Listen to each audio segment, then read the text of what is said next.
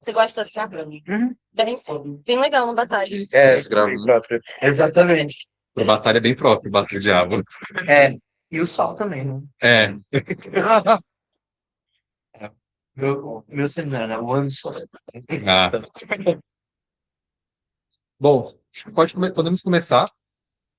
Eu acho que é importante fazer alguns disclaimers, assim. Eu não vou falar do livro inteiro, vou falar a princípio do prefácio como uma forma de só de contextualizar, que o prefácio também tem essa função de contextualizar a obra do Nietzsche e como que ela foi lida. Vou falar do primeiro capítulo, que é o Senhor Nietzsche, e vou falar do texto final, que é a risada de Nietzsche, porque está relacionado. Bom, acho que para começar, vamos falar um pouco de como o Nietzsche foi lido, né, no tempo.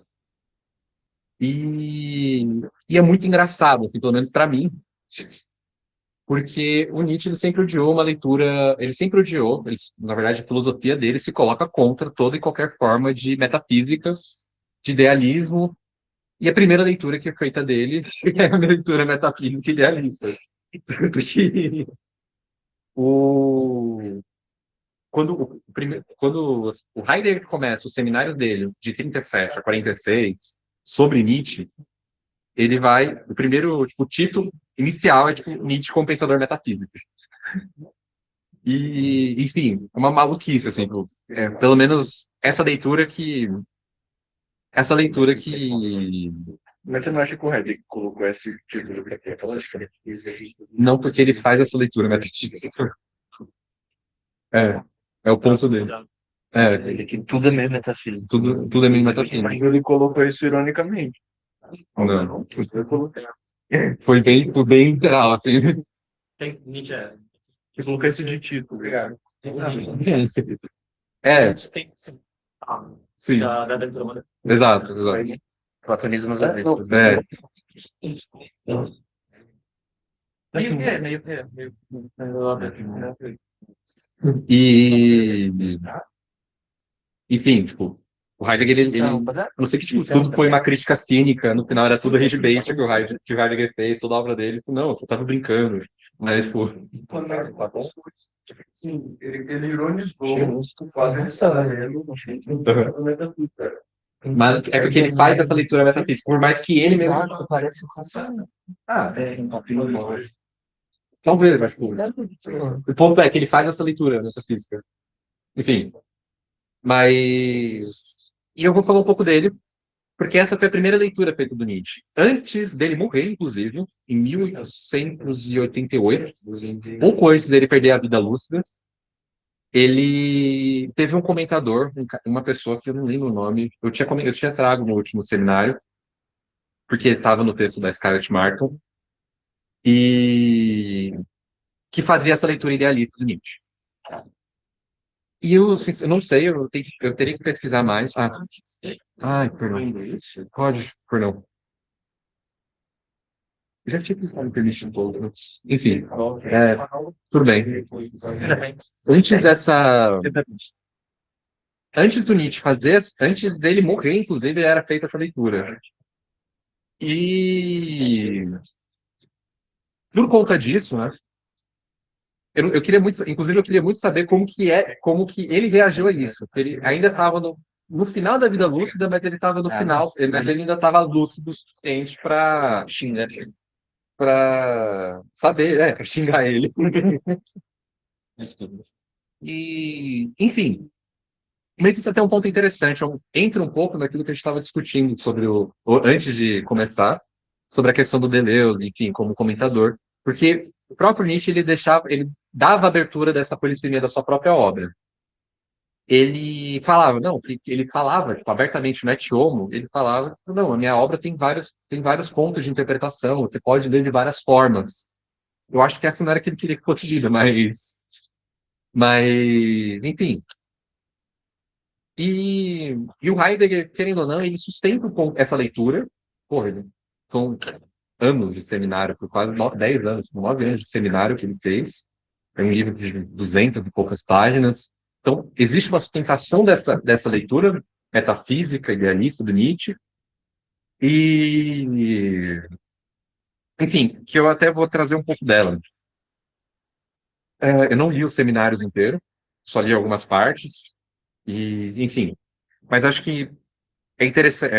O ponto base, né, o ponto-chave para essa leitura é pensar a metafísica como. A pensar a vontade de potência, que é o conceito fundamental que rege Nietzsche, como um conceito metafísico. E esse conceito, na história, na linha. Eita, que a internet caiu.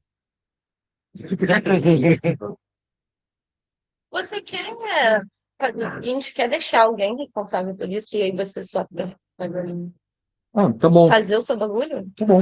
É que Tá? você não quer transferir o celular e olha aquilo. Tá bom, pode ser. Ah, Você vai apresentar o slide, não? eu tenho um texto aqui escrito, que eu tenho algumas citações que eu precisava pegar. Quantas páginas tem esse texto aí? Tem uma página só, porque a maior parte das anotações está. Amém, olha só. A maior parte da. A maior parte do que eu vou falar está aqui anotado na linguagem, na minha linguagem. Como você traduziu o texto, né? Então você tem o direito. Voltou? Só para. Falei mesmo ponto aqui, né? Quando Peraí, se quiser cuidar, eu só vou usar no meu texto as citações. Uhum. E onde está o slide? Não tem slide, é só um texto. Vai. Não, mas não é tipo. Não quer Não vai apresentar? mudar? Não, não precisa apresentar. Eu só vou citar algumas coisas e a citação.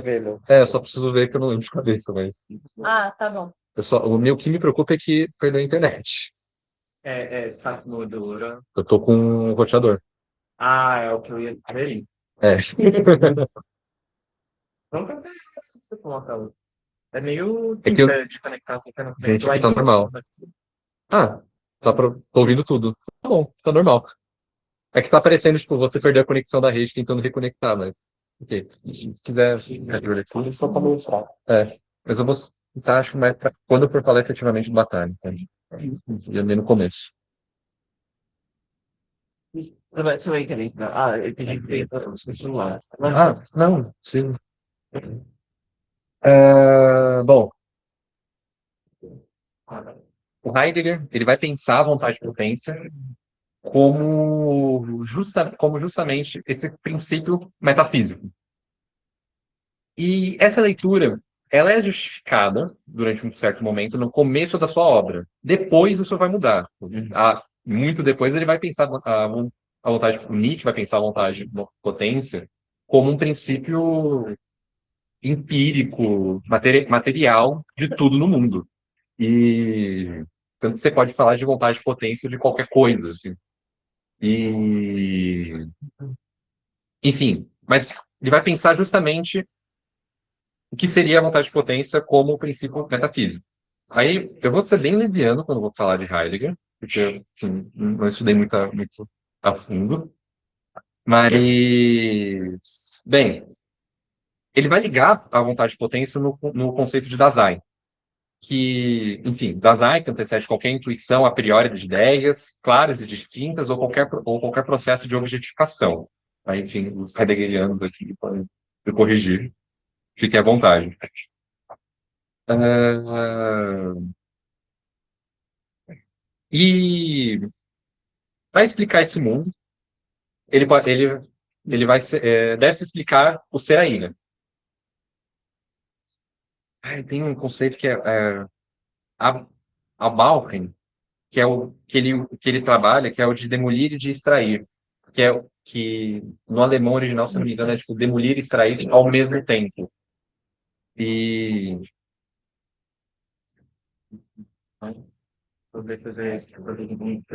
pode ser, pode ser. Acho que foi eu coloquei, não, tipo demolir e extrair, mas enfim. E a partir do, acho que a partir do Dasein você vai ter uma separação entre o ser e o ente. Uhum. E, inclusive o Abalne vai ser o que vai trabalhar na conciliação entre os limites do ser no tempo a partir disso, e, consequentemente, vai, vai, vai trabalhar esse conceito a partir. Ele vai trabalhar esse conceito a partir do. Malcolm? Enfim. Vai, vai. O Amalroy vai partir de uma mediação entre o ser, vai trabalhar na mediação entre o ser e o ente e, enfim, aí a partir disso ele vai falar que a metafísica ocidental se tem uma omissão da diferença entre esse ser e ente. E o ponto do Nietzsche é justamente que ele faz essa diferença. Ele é a primeira pessoa que vai trazer essa diferença entre o ser e o ente. E é por isso que o Nietzsche é um pensador metafísico. E tanto que a vontade potente é trabalhada como uma expressão para o ser e o ente, é a essência do ente. Por quê? Tá. A bala. A Bauman. É desmontar, demolir, explorar, escrever. Ok. E... Enfim, ele vai partir desse essencialismo da vontade de potência para trabalhar essas duas definições. Bom, tanto que aí o Além do Homem, né, o Além do Homem do Heidegger, que faz a consumação do esquecimento do ser. Ou seja, vai consequentemente dar uma ênfase no ente. Enfim, deixando o Heidegger de lado, Amém. Mas então é uma leitura contra Nietzsche. é uma leitura contra Nietzsche usando Nietzsche. Uhum. É uma coisa bem bizarra, assim. Não, entendi. Porque Porque o esquecimento do ser é justamente o que o Heidegger é contra. Sim. É interessante, assim, porque é de certa forma Sim. contra Nietzsche. Você Sim. precisa superar Nietzsche, também precisa Sim, superar sim. a metafísica. Mas, na história da filosofia dele, é interessante que Nietzsche ganha uma necessidade. Sim, sim, Tinha que se chegar em Nietzsche. sim, Um pouco, assim. sim. Absurdo. Mas é bizarro, porque o Bataille vai falar justamente no texto que a gente vai ler, como que o Nietzsche, enquanto telos, Uhum. é contraditório ao próprio pensamento nietzschiano. Sim. Né? Sim.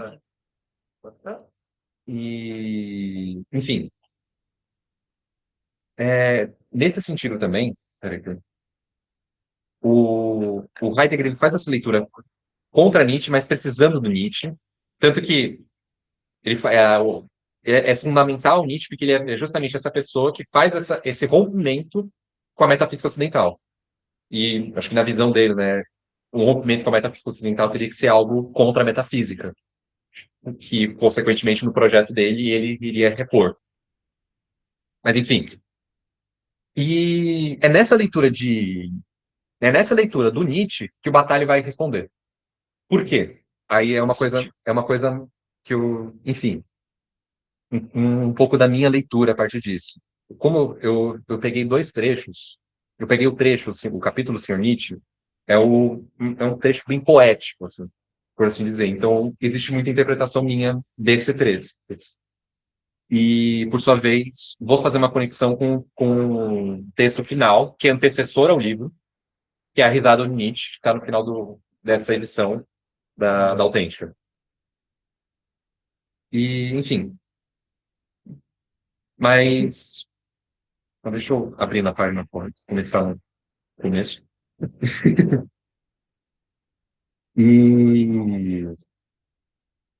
E por que eu acho que, enfim, por que eu defendo que essa leitura do Batalha do Nietzsche é uma leitura que está se dirigindo contra o Heidegger? Primeiro que esse livro foi publicado em 1945. Era para ser publicado em 44, em comemoração sempre algum aniversário. 100 anos do Nietzsche. Só que atrasou. E aí ele publicou um ano depois. E estava acontecendo ao mesmo tempo, primeiro que a Segunda Guerra, mas ao mesmo tempo que os seminários do Heidegger. Já estava também, o Heidegger acho que já tinha se separado, já tinha se desviado do nazismo. 44? 44. Ele vai até o fim da guerra. Até o fim da guerra? Ele virou reitor da... Ele para de ser reitor, mas ele continua a criar. Entendi. Ok. Foi fiel. Não, ele sai do... Ele sai Depois de derrotar um monte de gente, ele sai do... É, essa é da reitoria. Dizem Que inclusive o Russell. Sol, né? Então, sim, essa questão com o Russell é várias fofocas, assim, né? Mas há quem diga, né, desses grandes, enfim, é um grande problema, mas há quem diga que quando ele sai da reitoria é o começo do desapontamento dele com o regime. Mas daí a questão que fica para todo mundo é, bom, então por que caralhos ele continua filiado ao Partido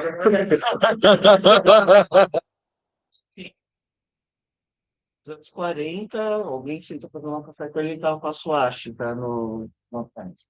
Fora tem as cartas do Marquise, né? Que indicam que claramente ele não se desvinculou totalmente das ideias. Essas cartas são como? São de quase 60, né? Perto da morte dele. Né? Perto da É morte muito dele. interessante esse Marco Zeta. Por pelo amor de Deus, velho. Por favor, É. pede desculpa. Eu quero muito citar. Ele, inclusive, não pede desculpa por ter associado Dasein ao Hitler, né? Ele tem cada coisa, gente. É bizarro. Enfim, desculpa. Imagina, continua. E, enfim, é interessante falar. E o Heidegger ele tem essa ligação muito forte com o nazismo, e o Nietzsche também. Só que o Nietzsche, e é aqui também que eu vou fazer esse disclaimer. Porque a acusação de nazista do Nietzsche é uma coisa meio peronomútil, assim, tipo, ele foi uma coisa, falaram muito pela boca dele, assim como essa leitura idealista, que inclusive é essa leitura idealista do Nietzsche, que vai legitimar essa leitura nazista, inclusive, tem muitos autores, tem um autor que é o Basilar, do fascismo italiano, que ele citava Nietzsche a roda, tipo, era o senhor Nietzscheano da Itália, e, enfim. Tá na Cefale, né? Hã? Isso daí tá na Cefale, não tá? Acho que é. E até fazendo um aspas muito grande, na série do Mussolini, no primeiro episódio, ele fala que não, que eu quero chegar no super-homem, tal coisa. Ele usa esse termo, super-homem. Enfim. Ele fala até de um cara lá que ele apoia. Não, que esse cara é um super-homem. Exato. Ele fala em Italiano. Super-homem. Super-homem. Interessante. Mas é a série do Mussolini também, mas... É a série. Tipo, não é isso.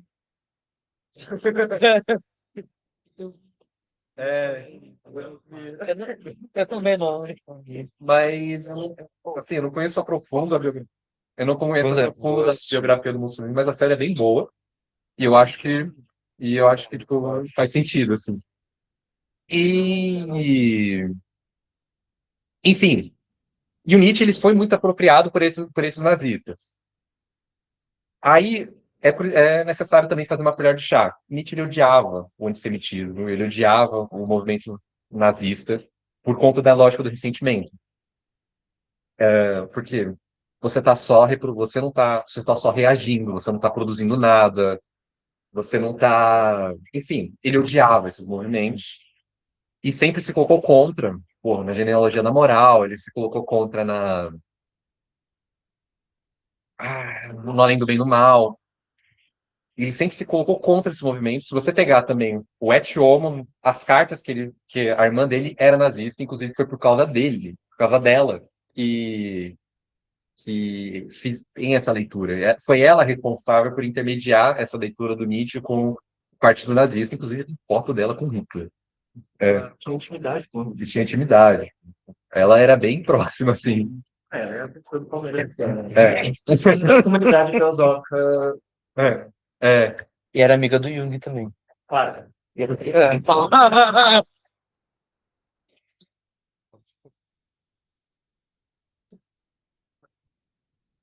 Você não sabia dessa? Eu não tô brincando.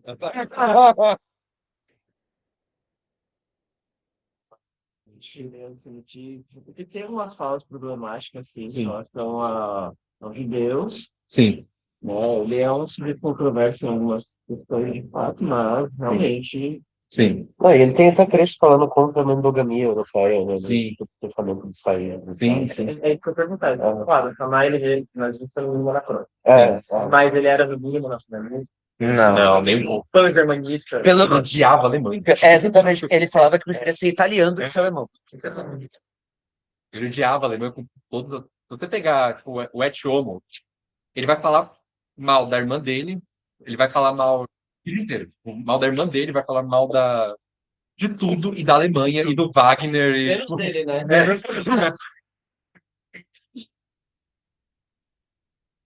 Tão bons. Porque só o intestino.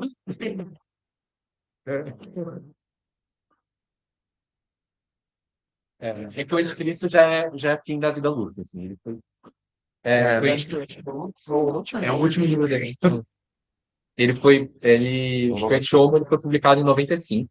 O Et Homo, não. O Anticristo. Ele foi publicado em 95. E a vida lúcida dele acaba em 1890. A partir daí você não. Desculpa aquela ali que é. Perdão. Pode falar, Laura. Falando. Oi, gente. Não, só ia falar de uma citação do Nietzsche sobre isso daí dele odiar a Alemanha, que é muito engraçado. Que ele tá falando sobre o fim da história do Hegel, e ele fala assim, tipo, já é ruim você se achar um retardatário, mas é pior você achar que você um retardatário, ou seja, o povo alemão que tá tipo, lá para trás, é o ápice da história. É muito engraçado. Enfim. E odiava, assim, completamente. Tudo. Só que a irmã dele encabeçou tudo isso, toda essa leitura. Tanto que o último livro publicado dele é O Vontade de Poder. E eu vou falar muito dele porque é o livro que o Heidegger usa e é o livro que o Bataille usa. E eu acho que isso também é um outro motivo de eu achar que ele está fazendo uma oposição ao Heidegger. Porque O Vontade de Poder é o livro mais nazista dele. Não tem muito o que discutir. Hoje em dia foi refeita a edição que foi. Porque o livro Vontade de Poder foi editado pela irmã dele, não foi editado por ele. Ele não tem muito envolvimento na edição, então a irmã dele editou, fez aquilo que ela queria, para fazer o Nietzsche falar o que ela queria.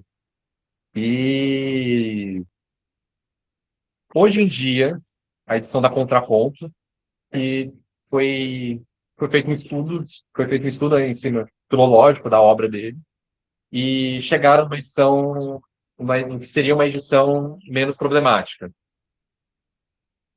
Que é a edição em português, não sei se tem outra anterior. E, enfim. Nossa, Acho que talvez tenha na Vozes. Talvez tenha na Vozes. Enfim. Eu até procurei se tinha uma outra edição, porque o Batalha ele vai citar Vontade de Poder em francês e o Heidegger em alemão, original, né? O texto frio. Enfim, e esse é o livro mais nazista, tipo, com citação dele do nada começar a defender o nacionalismo, dele do nada começar a ser bem antissemita, enfim, morrer de amores para a Alemanha, do nada. E é muito por isso que eu acho que o Bataille vai fazer uma contraposição ao Heidegger nessa leitura. Porque se você for pegar, por exemplo, as citações do próprio capítulo do Sr. Nietzsche ao longo do livro e até mesmo do prefácio, é só o Vontade de Poder. Vão ter poucos textos além disso. E, ao meu ver, é importante fazer esse disclaimer porque um filósofo, ele nunca vai se fechar por si só. Você nunca vai fazer uma leitura perfeita, vai tentar chegar, tipo, vai construir o filósofo original, a coisa em si do filósofo. O que você vai fazer, você, a partir da sua subjetividade, você vai ler e você vai expor essa subjetividade fazendo o filósofo falar aquilo que você quer que ele fale também. O Heidegger, quando lê o Nietzsche, está fazendo exatamente isso. O Bataille, quando lê o Nietzsche, ele está fazendo também exatamente isso. E, enfim, tanto que ele vai deslocar o Nietzsche pelo próprio conceito pelo próprio Nietzsche. Assim, ele vai, assim como o Heidegger ele desloca o Nietzsche para ser um idealista, um metafísico, o Bataille ele também vai nesse sentido, só que para a corrente oposta. Né? Só que pela corrente oposta, uma visão mais materialista. Também na minha visão, né, na minha leitura. E ele vai começar o livro com o problema do homem inteiro. O que seria esse problema do homem inteiro? Durante muito tempo, você separava as questões, você separava os homens em fragmentos. Então você. Peraí. Quando você vai falar de algo. Ah, tá. Quando você vai falar de algo, você vai fazer um recorte. Por sua vez, esse recorte vai deixar coisas de fora e vai deixar coisas demais de dentro. Tipo, é você tentar colocar um quadrado dentro de um círculo. Vai sobrar e vai faltar. Ou vai sobrar ou vai faltar coisa. Não tem como ser perfeito. Só que a partir desses fragmentos, você chegar em conclusões. Quando você faz uma leitura epistemológica, você está pegando frações e a partir dessas frações fazendo com que essas frações se liguem e... Enfim. Tanto que... Eu vou pegar o que eu escrevi, né? Essa fragmentação só fazem prelúdio ao homem central. Um macro que indica onde a humanidade chegou. O que ele está querendo dizer justamente com isso? Essa fragmentação ela só vai rodar em torno dessa ideia de um todo, e a partir dos fragmentos se forma um todo. Só que, como eu falei, existem coisas que vão ficar de fora. Como que você vai entender o que está de fora a partir desses fragmentos? Como que você vai entender o todo a partir de múltiplos fragmentos? E é um pouco disso que... Pô, também? À vontade. E é um pouco disso que o Batalha vai começar. Que o Batalha vai começar a dar esse prelúdio, né? Um homem que oferece uma imagem para mim, o que o Nietzsche vai se contrapor, que é tentar fazer uma figura, de certa forma, organicista. Ao invés de você pensar o mundo como frações, como mecanismos como máquinas que só respondem, ele vai tentar pensar o mundo como um organismo que se fecha, que se abre, enfim. E essa fragmentação, enfim, é o que marca, por exemplo, como eu falei, uma visão mecanicista, marca essa lógica da causa-consequência e apaga justamente essa totalidade do ser.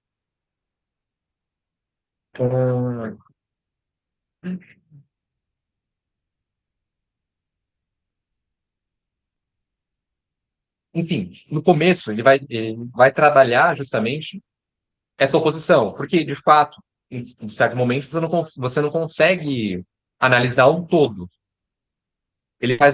Se eu não me engano, ele faz ele dá o exemplo do corpo. Você não consegue analisar o corpo, um corpo por si só por inteiro. Às vezes é necessário que você se especialize. Então, por exemplo, a figura a medicina por si só, como essa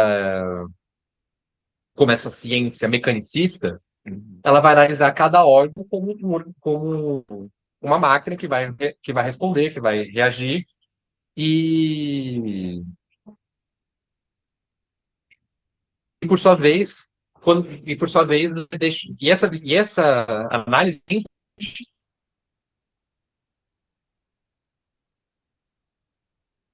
quando se trata dessas funções vitais que cada órgão cumpre. Só que quando você não consegue deixar de ver o pâncreas sem ver o corpo inteiro, assim como você não vê o corpo inteiro sem o pâncreas. E esse é o problema, inclusive, que você tem, por exemplo, uma crítica da medicina hoje em dia. Uma medicina em que você não... Nutricionista, né? Mas que é um problema da questão de saúde mesmo. Porque se você vê o saudável como aquilo que está cumprindo a função, Olá, pode. se você vê se você vê o corpo como, se você não vê o corpo como um organismo inteiro, perdão, eu me perdi um pouco.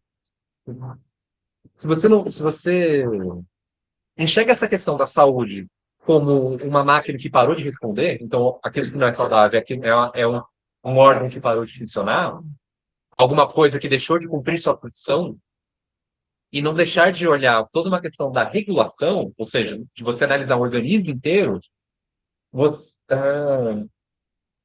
acaba, por sua vez, por prejudicar a si próprio. Porque o organismo ele se regula. Se você o organismo ele se regula e,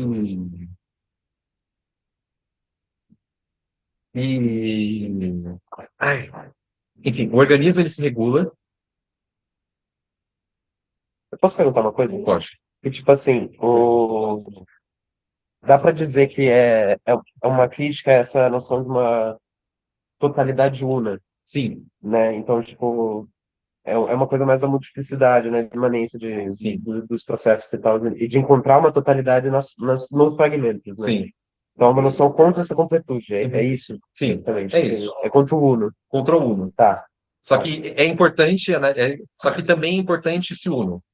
Da mesmo modo que você não pode deixar de ver de ver o fragmento, você também precisa enxergar o todo. Como eu falei, eu estava tentando falar do exemplo do corpo, porque o corpo saudável é aquele que se regula. Não necessariamente porque algum organismo deixou de funcionar, que ele não vai se regular a partir disso.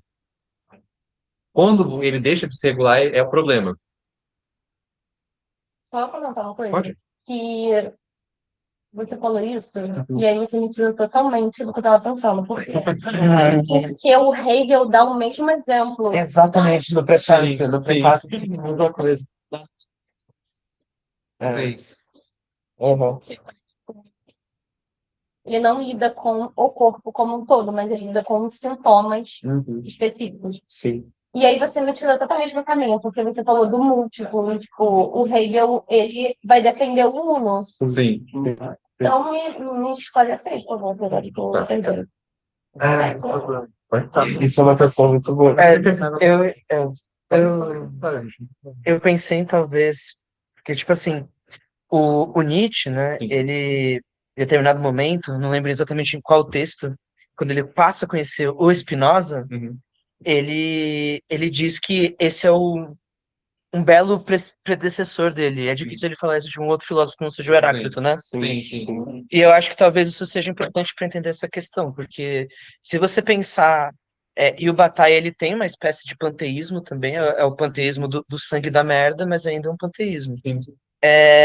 Então, você pega e entende, se você entende nessa metáfora, Certo, estava certo, então, em muitos sentidos, faz o nesse sentido que você está falando da medicina, se a gente analisar os órgãos, os sintomas enquanto os modos da substância, talvez seja mais fácil de entender, porque realmente, inclusive o próprio Hegel, ele se distancia do Spinoza nesse sentido. Sim, sim, sim. Sabe? Então, se a gente tem, eu acredito que nesse aspecto específico que você está falando, o Bataille tá se filiando mais a essa linha do que a do Hegel, talvez seja mais fácil de entender dessa forma. Sim, tá. Claro, é que o ponto disso tudo é chegar na questão da totalidade. Porque pro Batalha, ao meu ver, o problema é justamente como que você interpreta essa totalidade. Uma vez que você interpreta essa totalidade quanto é excesso, é, toda essa relação muda. Porque é essa totalidade essa totalidade que vai ser um excesso de multiplicidade, que vai se, não conectar, mas tipo, se ligar entre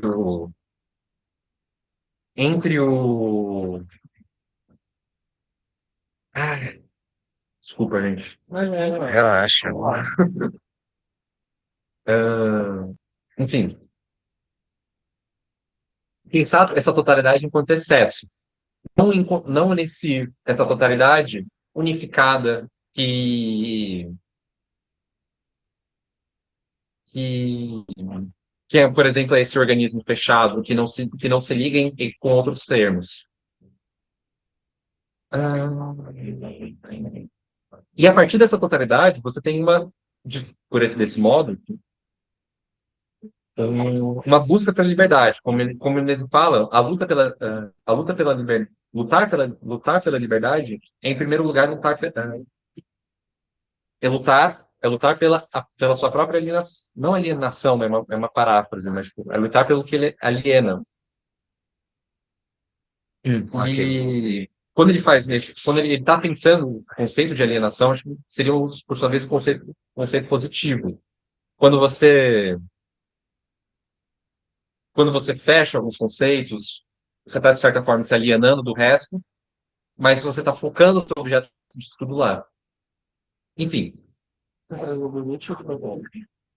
Eu acho que é do batata. É que eu coloco aspas, só que eu não coloquei de quem é Kennedy. É que Batalha cita ele e eu, enfim, desculpa a minha falta de organização com relação a ele. E, enfim, peraí, que eu acho que eu vou citar em outro momento, deixa eu ver.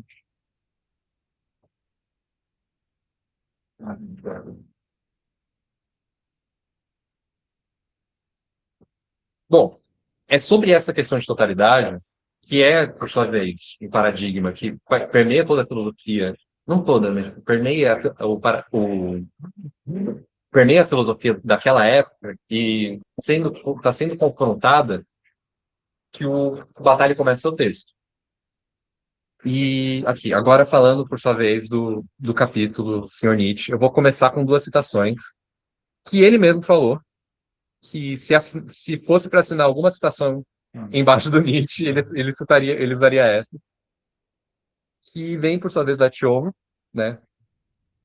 Que é, primeiro começa, né? Eu sou discípulo do filósofo Dionísio, eu preferia ser antes um sátiro do que um santo, mas, mas apenas que se leia esse escrito, talvez eu tenha conseguido com esse escrito, não tenha nenhum outro sentido senão exprimir essa oposição.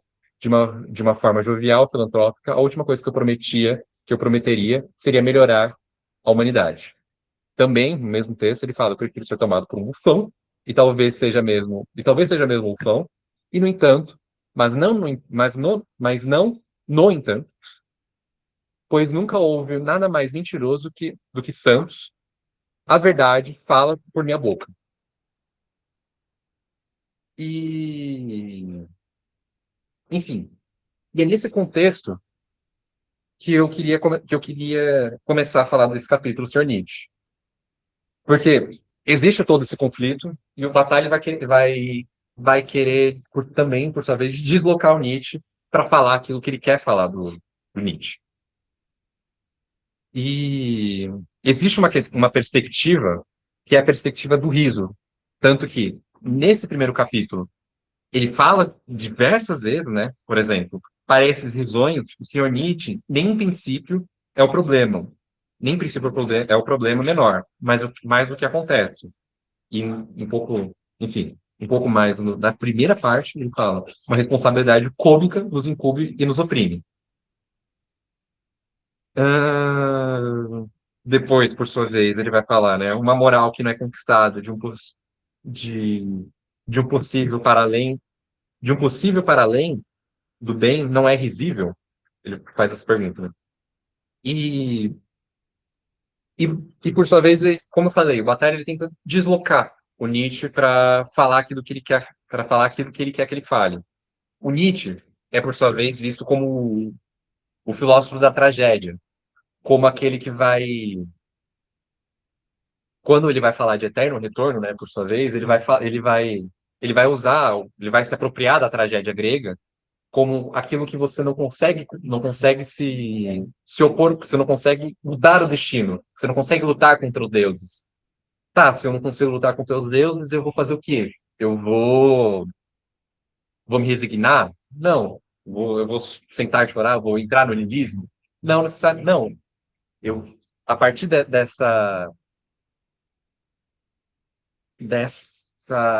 desse destino que é certo, que é a tragédia, você busca a dignidade de outras formas. A tragédia, para o Nietzsche, é uma forma de você conquistar sua própria dignidade. A luta pela sua própria dignidade. E o Batalha ele vai tentar deslocar essa tragédia não por uma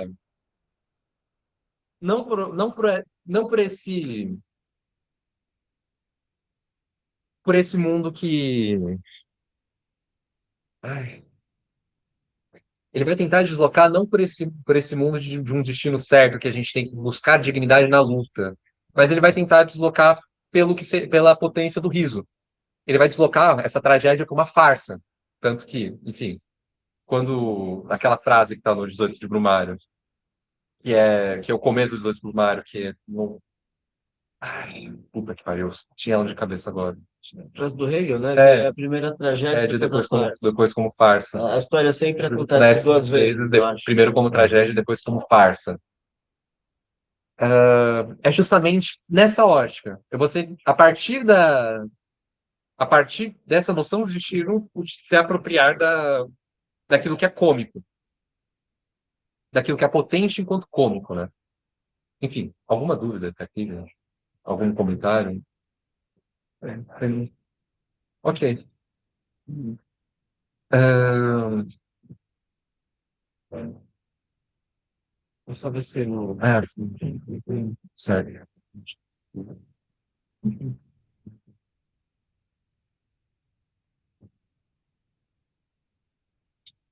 Enfim, e é a partir disso que ele vai começar o capítulo Senhor Nietzsche.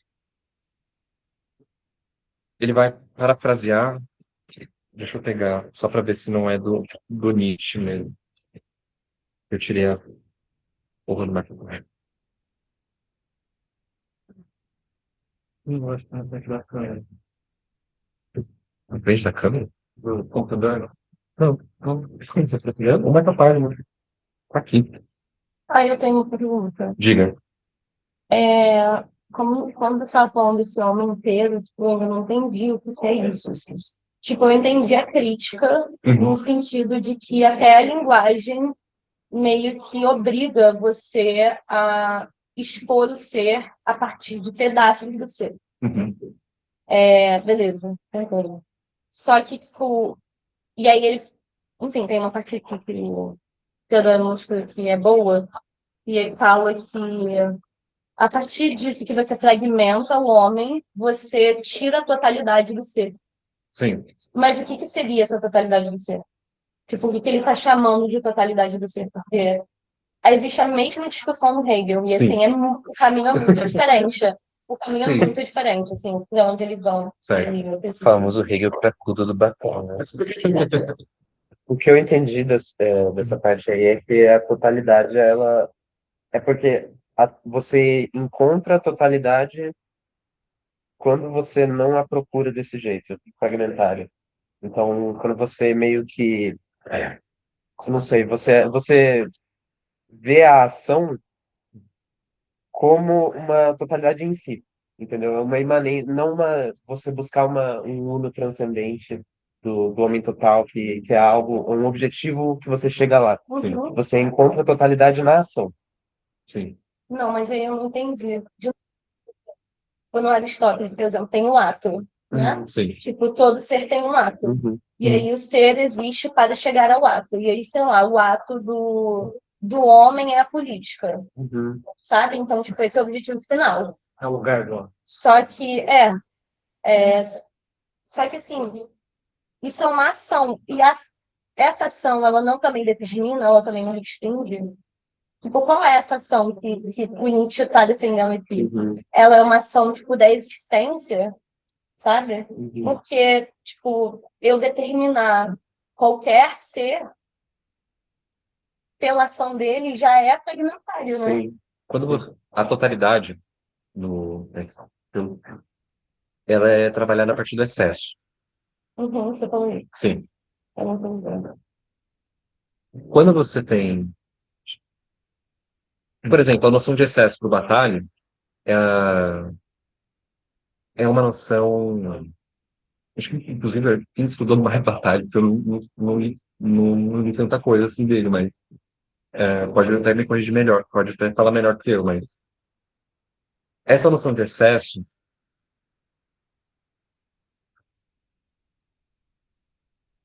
Eu peço ajuda, gente, quando fala em frente, como eu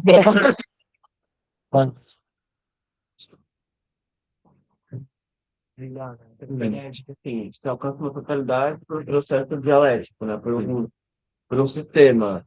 Então, tudo que está ali, tudo que acontece ali, que chega numa síntese, está dentro de uma, como vamos dizer, uma pensando dentro da lógica hegeliana. Sim. Está tudo dentro, né?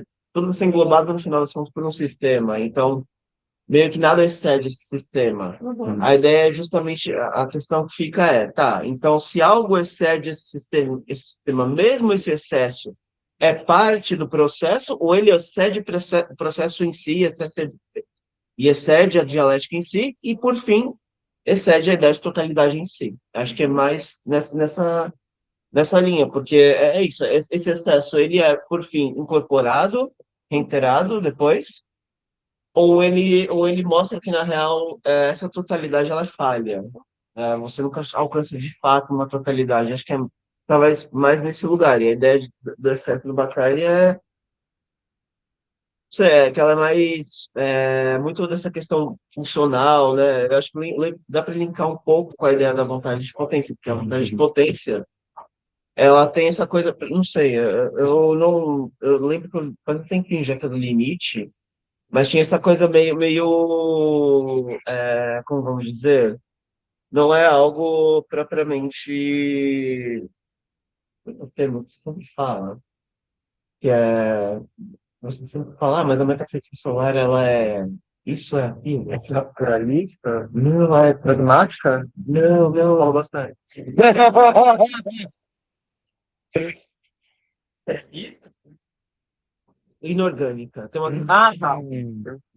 questão do orgânico, do inorgânico. Isso é inorgânico. Por orgânico e palhaço como toda, né? Então, exato. E aí entra essa questão de que, tipo, o excesso, ele tá dentro da metafísica batalhana a partir dessa ideia do sol, do inorgânico, que excede todo ser vivo e tudo mais. Praticamente não inorgânico, pré-orgânico. Então não é uma ideia de completude, né? Porque, tipo, a totalidade desse ser não é completa, tipo, não é um ser completo, não. tipo, Justamente por porque ser ele excesso. vai ter ele precisa ter uma essência para ser completo, enfim, Sim. tem tudo isso aí. Então não tem lá isso. sua certa essência. Ah, é? Ótimo. Até Então, do vamos lá. jeito que eu leio, do jeito que eu li a metafísica solar, tem lá a sua certa essência na medida em que ele é parte de um sistema de dispêndio, de verificação. Ok. Tá. Mas é um sistema vírgula, assim, isso é interessante. Então, um sistema solar, de fato, ele ao menos tem uma localidade. É um sistema que tem um fora muito bem aqui. Eu posso tentar dar um. É que, tipo, tem um outro texto do Bataille, que é um pouco mais under, mas é o texto dele sobre o nome é A Origem da Obra de Arte, em que ele vai analisar as pinturas rupestres e vai dar uma justificativa do porquê, tipo assim, da arte, literalmente do que ele achava, né, que aquelas cavernas eram, tipo assim, basicamente um exemplo do nascimento da arte. Qual o nome? O nascimento da arte. É, do Bataille. E por que eu tô comentando esse texto? Porque ele vai falar basicamente que o que ele chama de homo laborum, né, o homem do trabalho, ele é anterior ao homem, ao Homo sapiens, né? E ele até usa o termo ele acha até que é melhor o termo do Huizinga, né, do Homo ludens, né? Sim. E por quê? Voltando ao texto que a gente está lendo. O trabalho ele ele está baseado na necessidade e por sua vez essa necessidade eu vou usar termos que talvez não sejam precisos, então por favor me corrijam, vocês são filósofos. É, é,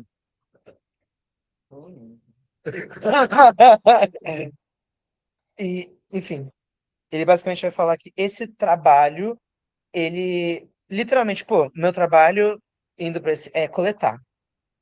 A partir desse ponto, a minha vida, o meu contato com a natureza, que é o total, que é o sistema solar, literalmente, que é baseado, por sua vez, na ideia de que há um excesso de energia, literal, que, que se dissipa no espaço e no universo a partir desses atos dispendiosos não é um desperdício, né? Um desperdício é outra coisa, nesses atos, tipo, de excesso mesmo, a partir do. E aí, o que que ele faz? Basicamente, a arte surge no encontro da necessidade com uma outra coisa que já estava imanente à própria condição humana, que seria essa busca pelo total, que ele vai falar que, por exemplo, é a poesia.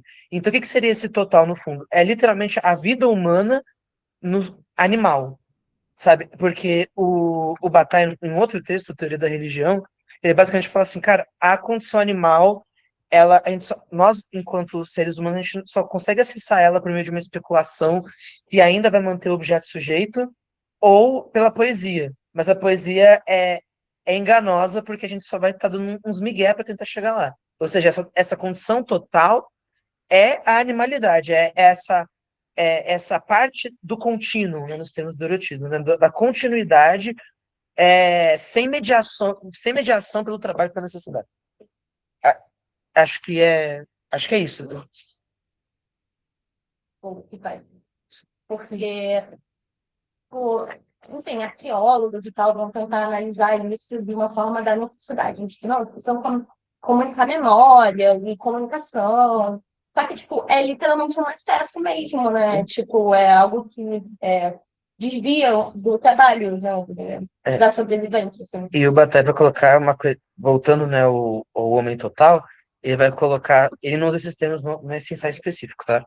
Mas ele basicamente vai falar que a gente pode até considerar que a arte surge como uma forma, por exemplo, de simpatia mágica, por necessidade. Mas a partir do ponto em que você começa a traçar aqueles touros na caverna, aquilo já se configura como um dispêndio. A partir do ponto em que o outrora caçador em busca de um fim específico tira a mão do carvão, ele já está fazendo um prodígio, né? Ou seja, Sim, sim. um ato de reconciliação com a totalidade. Sim, enfim.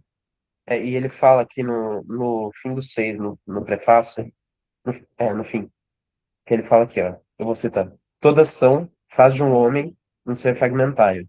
Só posso manter em mim o caráter total recusando-me a agir, né? Ou pelo menos negando a iminência do tempo reservado à ação.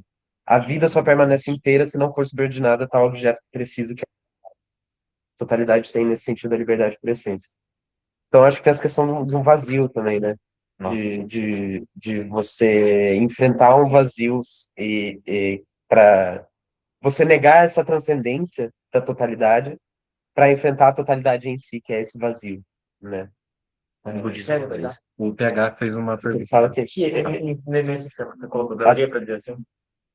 o que é a liberdade?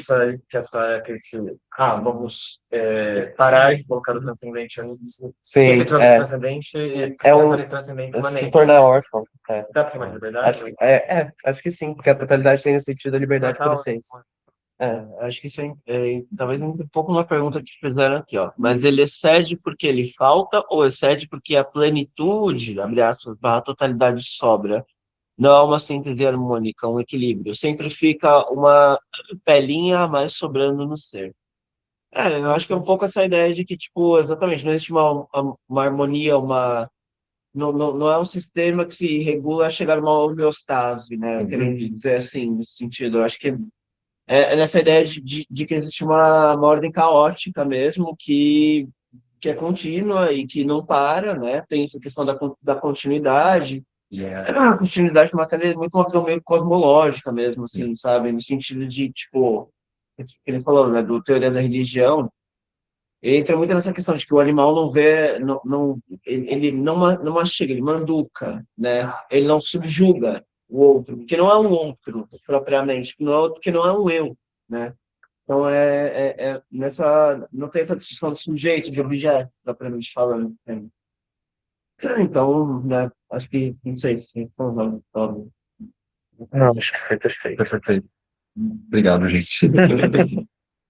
É, mas, inclusive, até corrobora com aquilo que eu vou falar agora, porque ele vai começar, ele vai pegar uma situação de vontade de poder, que é tipo, a morte de Deus, da morte de Deus, uma grande renúncia e uma perpétua vitória sobre nós mesmos. Teremos que pagar por essa perda. É, bom, a morte de Deus é o conflito, é um dos princípios que fica fundamental na obra de Nietzsche. Isso. E a morte de Deus por sua vez, é uma renúncia a todo, não só um passado, mas a todo um passado de dogmas. É um martelo, por sua vez, que vai quebrar tudo aquilo que outra hora está sólido. Oi? É um martelo que vai Mikael não tem isso daqui. é para nas reuniões do CAF, A gente martela. a gente martela para dar ordem, assim. É, então, é justamente esse princípio. A morte de Deus é você falar que nada está sólido. Tá, mas toda construção, todo sistema, ele precisa se basear em algo sólido para se erguer. Como? E do que partir do que está sólido, né? Apenas nós. A solidez é pautada apenas no sujeito. Tanto que, enfim, a partir daí que entra um ceticismo nietzschiano, que vai, que vai partir do sujeito para você construir toda a realidade, todo o sistema. E, e tanto Não, que, pode marcar. Pode marcar. tanto que depois ele fala no finalzinho dessa primeira página, essa morte, essa responsabilidade que nos incumbe a nós, ou seja, de nós construidores desse sistema, é, é uma responsabilidade cômica que nos incumbe a nós e, por sua vez, nos oprime. Essa responsabilidade de consolidar esse próprio sistema é uma responsabilidade que pode, por sua vez, nos jogar no niilismo. Uma base sólida não. Uma base que não está sólida é você viver em segurança. É você construir uma casa com medo dela desabar. E, enfim, é desse modo que essa responsabilidade, que é cômica, ou seja, é uma tragédia que nos incumbe, que, que opera em nós, quem opera em nós, que a gente escolhe ou rir disso, ou nos oprimir a partir disso, né? Ou nos resignar nessa tragédia. E disso, por sua vez, ele está fazendo uma frente ao niilismo. Quando você escolhe rir ao invés de se oprimir, você você faz essa frente que dá responsabilidade a si próprio. Ele fala aqui, né? Ele fala também mais pro finalzinho, queria não ser mais do que um grito de ódio, exigindo a morte. E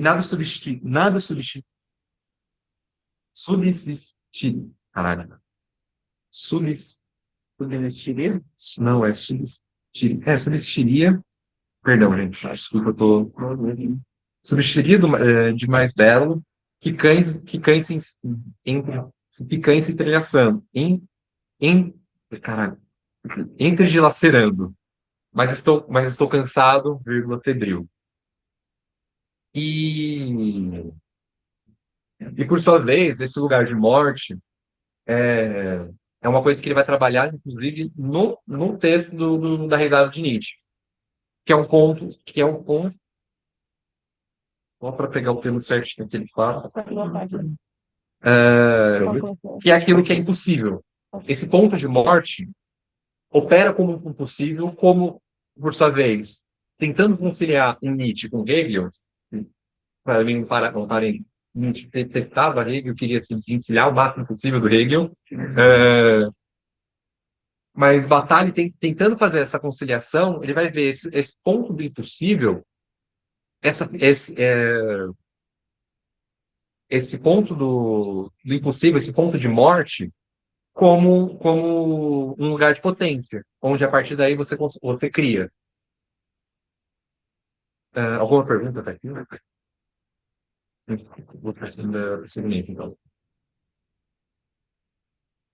Ah, bom, e aqui ele vai aqui é importante fazer uma, uma oposição. Existe uma dialética, né, tipo, entre o devir e o porvir. Por sua vez, ele no francês, né, do avenir e o porvenir, que o devir ele não é citado explicitamente, mas é um conceito fundamental para o Nietzsche. É caro para ele nesse sentido. O porvir, o porvir, é, por sua vez, vir a ser. É um ponto de transformação, de algo que não. De um vir que ainda vai ser construído. Por sua vez, o porvenir é um ponto de algo que já está consolidado. Por sua vez, não voltando para essa imagem da tragédia, mas já voltando, é algo que já está dado. E a partir desse porvenir, você trabalha o devir. O devir de construir, de criar, de rir, enfim. Ah, e aqui a gente vai chegar na questão da comunidade. Que. Só contextualizando, ele tem um texto que ele fala de comunidade. Não pedaço nenhum, não escrevo nada. Ah, eu quero. Não, quero. Sabrina, aquela de estética, vai. Tá que fala disso. E, enfim, essa comunidade com um pouco, inclusive, de comunicação e, e, enfim, essa comunidade como produtora de experiência, como comunicadora, como comunicadora dessa experiência. E essa experiência em que você vive a partir de um coletivo, que também visto desse coletivo, está ligado no excesso. O excesso só pode ser visto a partir do momento que você vê um coletivo, se vê em um coletivo, né? E. Peraí. Enfim. E, por sua vez, essa comunidade, ela está numa ótica de, de corrente. E quando ele fala dessa comunidade, ele também está fazendo uma oposição ao nazismo. Porque esse lugar de comunidade é um lugar que não há, que É exogâmico, não é endogâmico. sim, mas que no nazismo não existe.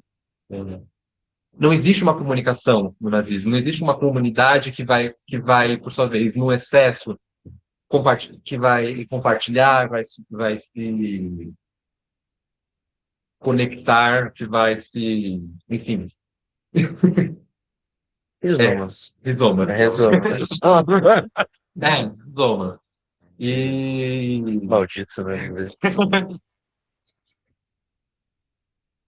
Não tem, né? Porque não, temos de no nazismo concretude, né? É é puxado um de sistema fechado, um sistema que não há, por sua vez, essa comunicação. Não tem como ter certo. Sim, não tem como. É endogâmico, narcísico. No caso, a completude do nazismo seria a morte, né? Ou Sim, São duas mortes, né? Na verdade. Tem a morte da comunidade e tem a morte do nazismo, né? Uma morte endogâmica, uma morte exogâmica. Talvez. Uma morte de entregar esse ao excesso e uma morte de fechar essa por fora, né? Tanto que a pulsão de morte se divide em duas. Você vai ter que passar esse texto aí. Falar que o lance da comunidade de batalha, tem um texto do Jean-Luc Nancy, que é a comunidade. Tem um do Jean-Luc Nancy e tem a resposta do Blanchot. A resposta do Blanchot é traduzida como a comunidade inconfessável. A do Jean-Luc Nancy é a comunidade. É alguma coisa tipo inconfessável, assim, também, né? Que ele parte do pressuposto de que quando o Bataille vai falar sobre comunicação, vai partir de uma ideia de que é impossível, em última instância, existir um sujeito, uma pessoa ser isolada, né? O processo de constituição, né, do sujeito, ele é mediante a comunidade. Não uma comunidade, necessariamente uma comunidade fixa, né, mas essa ideia é meio, até me lembra um pouco essa ideia hegeliana de que, tipo, assim, o sujeito só é o sujeito na comunidade, senão ele não é, ele só, ele precisa de um, e aí entra na questão do reconhecimento da comunidade. Só que, justamente, o Bataille vai na contramão dessa ideia do reconhecimento. Ele vai na ideia de que a comunidade, na real, ela se molda a partir de uma alteridade máxima, né? De um não reconhecimento, de um atrito, propriamente falando, né? Então, eu acho que isso entra numa questão que o Jean-Luc Nancy fala, até, e isso faz até um link com o Heidegger, essa ideia de que, assim, existe um lugar pré-linguístico, praticamente, né? Onde você que é essa ideia de que você nasce, de que você a comunidade inoperante, né? O nome do texto. Exatamente. Eu acho que eu tenho esse PDF aqui, dentro das funções. E, e bem, né? Eu acho que é um pouco nessa ideia, assim, de que, tipo, a, quando um sujeito se constitui, essa ideia de se constituir como ser isolado, né? Nessa ideia de se separar como sujeito e objeto, né?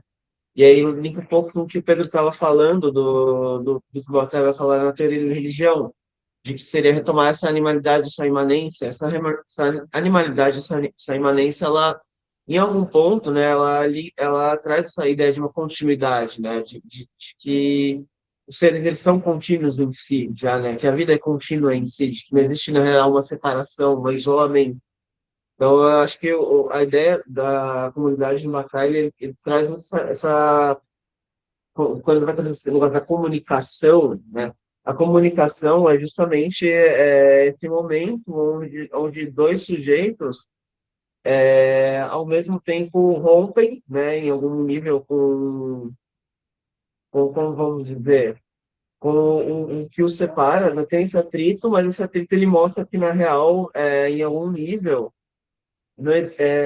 não teria como esses sujeitos se estarem comunicando se eles já não, já não houvesse isso previamente, no fundo. Então, é meio que uma ideia de que não existe nenhum sujeito em última instância separado. Poroso, né? Exato. Uhum. É. O cara estudou, né?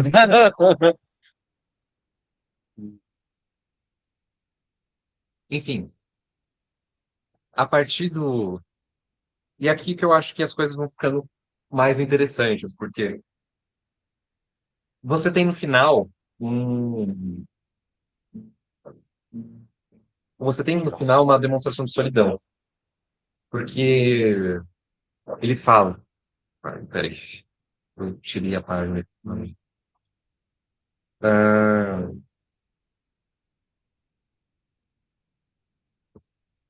verdade. Eu não sei encontrar. Enfim, o Bataille ele fala de uma solidão, a solidão de Nietzsche, de não encontrar uma alma profundo bastante, que por sua vez, de, de, justamente nessa busca por comunidade, por esse processo de comunicação, não consigo, não consegui, acho que da forma alteridade, assim, seria o mais correto. Hum. E, enfim, isso por sua vez, isso por sua vez, começa já a descambar no que seria o texto da risada do Nietzsche. Que aí é o texto mais pro final. Que não é o texto do livro, da Suma Teológica, sim, é um texto de outro ponto, que eu não digitalizei, não mandei para ninguém, mas eu vou fazer no grupo. Ok. Mas, enfim. E aqui que eu acho que, ao meu ver, as coisas começam a ficar mais interessantes. Porque, também dialogando com o prefácio, O Atari ele vai fazer uma oposição entre o possível e o impossível. O possível de organizar, favorável para o desenvolver. Por sua vez, o impossível, o ponto de morte. Uma necessidade de extrair e de destruir.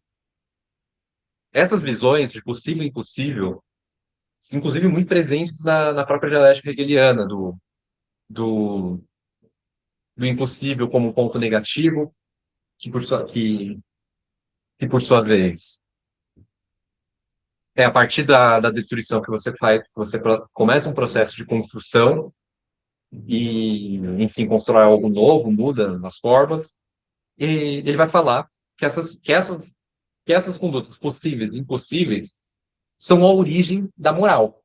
Que a partir do que é bom, você vai falar que é aquilo que é possível, e a partir do que é mal, você vai falar que é aquilo que é impossível.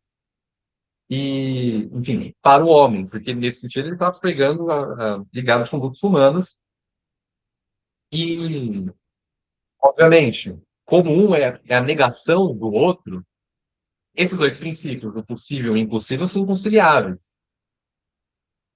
E,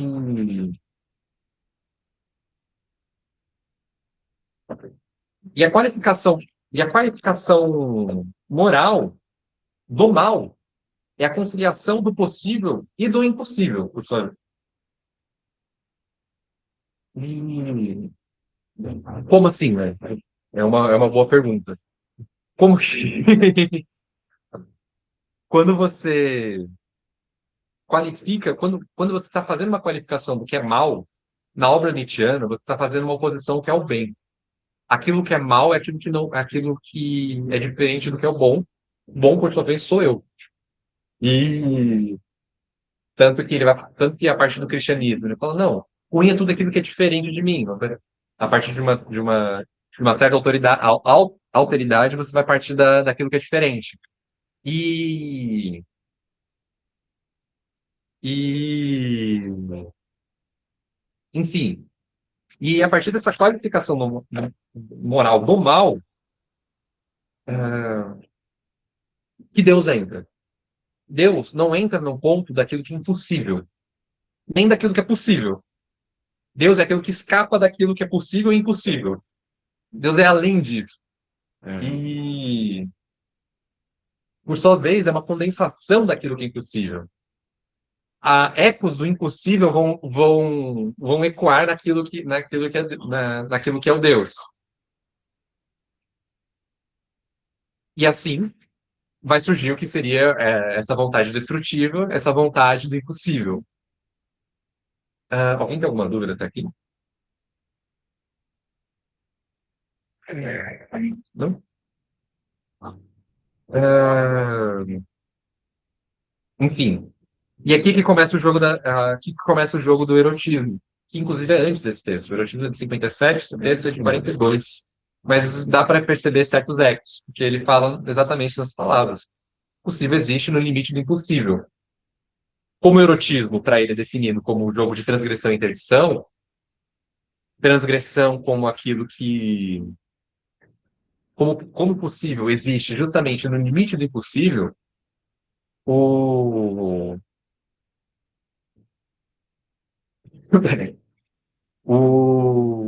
a transgressão ela vai atuar como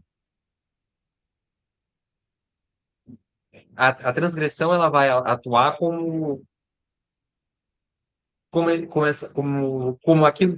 aquele agente limitador, perdão, como o tentar escapar, o tentar chegar ao impossível, essa vontade do impossível, e interdição vai ser justamente os limites da possibilidade. E, enfim,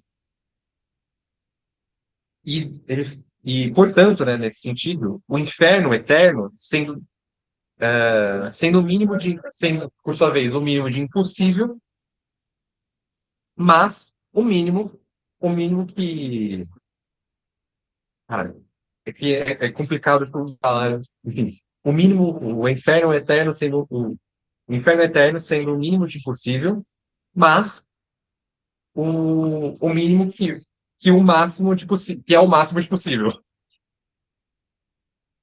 Tá fazendo sentido? Essa parte Então, eu prefiro o inferno eterno, que é o mínimo de Que é o impossível, mínimo de possível. é o máximo de Que por sua possível. vez é o máximo de possível. Ok, Porque, então, porque o possível existe no máximo do impossível. É o limite do impossível. É a vida da forma. Sim. Então, nesse caso, o possível, a consequência inevitável do possível é justamente a morte. Né? Ah, tá, eu acho que eu consegui pegar, então, nesse sentido, o possível é tudo aquilo que se vincula a esses limites que a gente estava comentando antes da subjetividade. Ou seja, é todo o mundo que vem a partir do homem. Pode ser? É o possível, exato. Ah, ok, então beleza. É isso, Sim. isso que eu ia falar, né? Mas É, é. No Secret Morte. A morte, ela é a possibilidade do impossível. é o cristianismo torando no Heidegger, né? Às vezes, mas Às Mais uma vezes. vez. Um pouco depois que eu apresentei da Não tem graça. difícil. ela tem. Desculpa, mas isso é verdade. Tem um comentador que eu gosto muito que ele faz essa leitura, que se ele tem como uma teologia sem graça. Engraçado, velho. Cara, boa pergunta. O McDowell, sei lá de onde ele veio, deve ser americano de nome, né? É. As origens do ser tem. Eu tenho um livro, eu acho americano. Eu me lembro um pouco que o Batalha fala na parte do sacrifício, no texto Hegel, a morte do sacrifício, que é tipo assim, você nunca vai conhecer a sua morte, né? Porque quando você morrer, você morreu. Você não vai experienciar. Ah, não, experiência. Exatamente. Então, como que você, o que o mais próximo que você pode chegar nisso, então, é pelo sacrifício, que é matando o outro. É. Não sei se entra essa questão de, tipo assim, do, como que você experienciou o impossível, pelo possível, matando um outro, sacrificando o outro. No sacrifício. Mas no Heidegger isso vai ser uma marca da finitude do homem. No Bataille também? O quê? Que é a possibilidade. Não. O telos da possibilidade do impossível. Muito pelo contrário, vai ser a marca não da finitude, mas uma infinitude, né? Da continuidade. Da continuidade. Era John McDowell. Oi? Era John McDowell. Olha, talvez. Da escola de Pittsburgh, né? Talvez mesmo. Talvez mesmo. Olha, eu não vou lembrar. Você viu Magnet World, tá vendo? esse inferno eterno, Eu comprei de uma amiga que estava vendendo livros há anos atrás, no fim, calhou de ser um livro que é muito, muito referenciado. Mas talvez, sinceramente. É uma leitura pragmática? Era. Deve ser. esse inferno eterno é onde a gente está, o sujeito está. Esse mínimo de impossível e máximo de Não. Não. Quer dizer, Talvez o indivíduo, né? talvez não sei. Mas não o sujeito. Ah, mas também pode ser também de percepção, né? Mas, de fato, é, esse inferno eterno é o próprio fato do sujeito estar inserido nessa lógica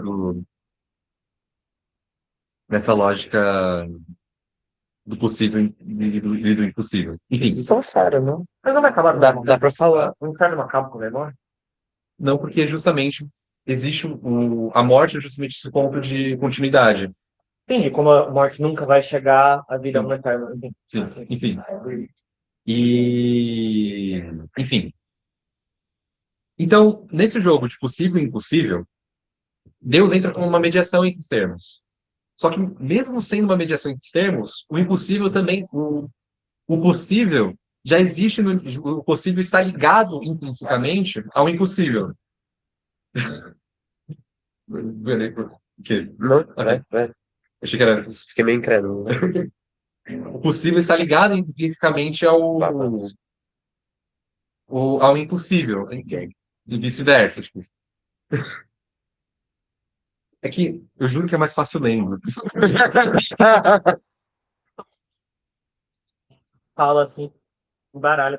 É, E eu acho que o Bataille, ele é muito compreensível quando a gente consegue entender o quão materialista, quão ridiculamente materialista ele está sendo. Porque nesse caso, o ciclo, né, é literalmente no caso, é uma elipse, né, dos planetas ao redor do Sol, sabe? Sim, E os limites é literalmente toda a possibilidade de existência que existe dentro desse sim. sistema que, por sua vez, é interconectado com outro sistema. Enfim, resumo, né? No fim das contas. Esse filho da puta, Tudo, você. tudo cai de novo. Eu que não compreendo, mas só uma questão. Sim, o Bataille, eu acho que do que eu li, da parte maldita, né? Porque eu sei disso da segunda parte maldita, eu também entendi basicamente isso. Uhum. Mas o universo é infinito. É, Fora do universo. Então, talvez fora. seja o impossível, Tem né? fora do sistema. então, primeiro, Materialmente falando. Sim. essa discussão essa discussão física desse universo infinito, infinito, é uma Se expandindo, tá se expandindo, tem então, mas ele não está se expandindo. É uma discussão É. propriamente física. Ai, pronto. Sim, daí é uma discussão propriamente Física, física. né? Astrofísica. Oi? O que Sim, bacana. Bacana. Porque, enfim, do Big Bang e tal. A Anitta, a cabeça rolou pra eles aceitarem também, né? Mas é claro. Foi um padre que Não, não foi o padre. foi um padre. Aham, porque se existe um começo, existe um fim. É. E se existe uma expansão, A gente algo expandido. Gente, assim, esse bom, o universo começou, ele vai acabar. É uma marca da película. Total. Só que, enfim, Até hora, na verdade. existem também, Não sei, existem também discussões, existem discussões físicas do eterno retorno do universo.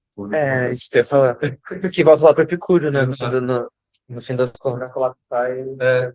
Vai colapsar. Acho que a questão da entropia é importante para também. É, A questão da morte térmica do universo. sim, tipo, sim. tem essa discussão se o universo realmente está aumentando a entropia global, se, tipo, se cria informação na expansão do universo. Sim, sim. É uma discussão. Isso é uma discussão, definitivamente. No,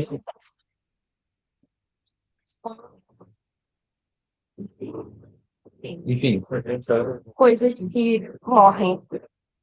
Mas eu acho que, na maioria das vezes, o Batalha está mas acho que voltando pro texto, o impossível talvez seja justamente o que faz a borda dessa coisa do morrer e renascer, Sim. do universo que é o possível. sim. É o que permite a possibilidade, o que permite a possibilidade é o impossível, e que aí é uma coisa que ele vai tirar do Nietzsche, que por sua Sim. vez o Nietzsche vai tirar do Schopenhauer, que por sua vez leu budistas, Sim. para falar disso.